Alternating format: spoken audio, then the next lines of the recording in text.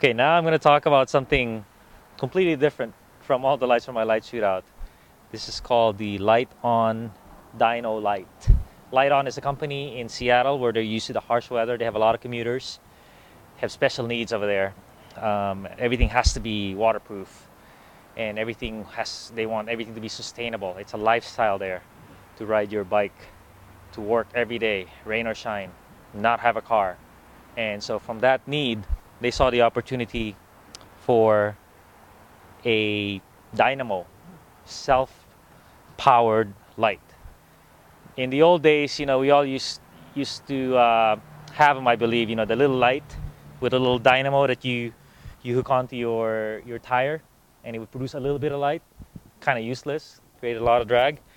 But the new technology has allowed this to perhaps come back into favor, because these LED lights are a heck of a lot more efficient than the lights of old. They weren't even halogen.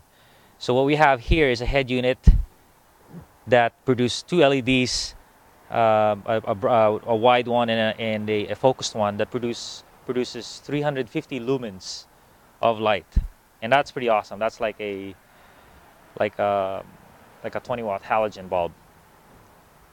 And how it works is you mount it on your somewhere, on the top, or you can even mount it near the fork, and you will have a connector to a hub.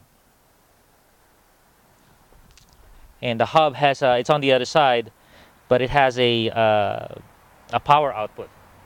This hub is from Shimano, and what it does, it has a little bit of resistance. When it spins, it generates current. As your load gets bigger, you want a brighter light, the resistance gets heavier. So they've designed this light to integrate with that hub.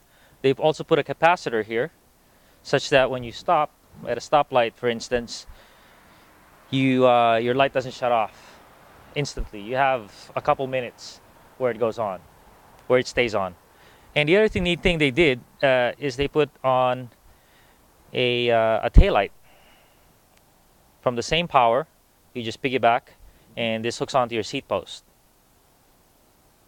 Okay, so because it's a little hard to photograph and demonstrate a generator light with you pedaling or rolling down the street, what they've done is they supplied me with a power adapter that's putting out 6 volts at 600 milliamps. So it's an easy power output from a hub like that. You don't have to be cranking hard to put out 600 milliamps.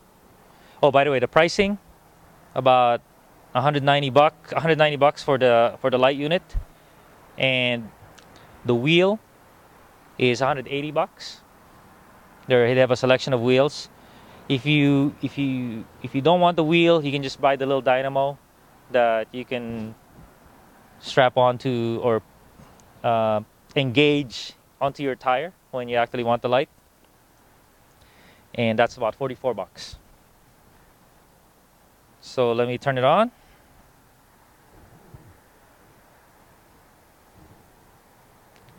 So it's not super bright. There's one light, and then there's the rear LED, and then the other light and the other mode, 2 lights and the 2 LEDs.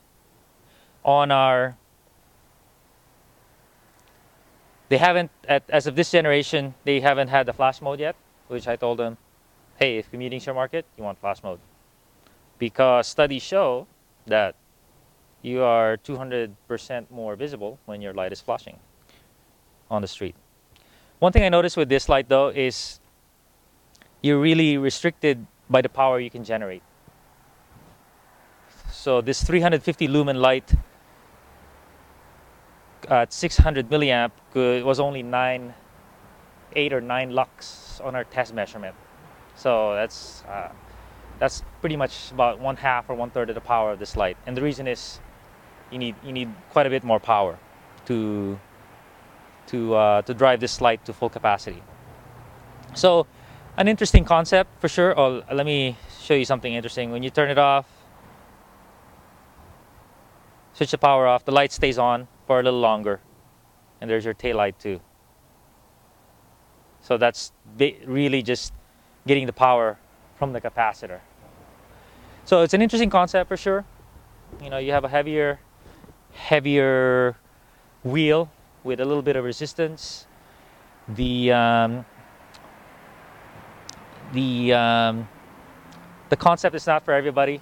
You know, if you're mountain biking, it's probably not appropriate. For commuting, you really have to be into sustainability. You know, that you're generating your own power, and you're not having to charge your battery every day. Because at the end of the day, the problem is, or the competition is these little batteries. You know, lithium ion, lithium polymer batteries are just so small and efficient that they're a lot lighter than that hub, and they generate a lot more power. The only issue is that it takes a lot of resources to build these batteries and to recycle them, or to throw them, or to dispose of them, and you have to charge them pretty much every day. And if you're commuting every day, maybe that's a trade-off you're willing to do, is to just go self-sustainable with a generator light. Thank you.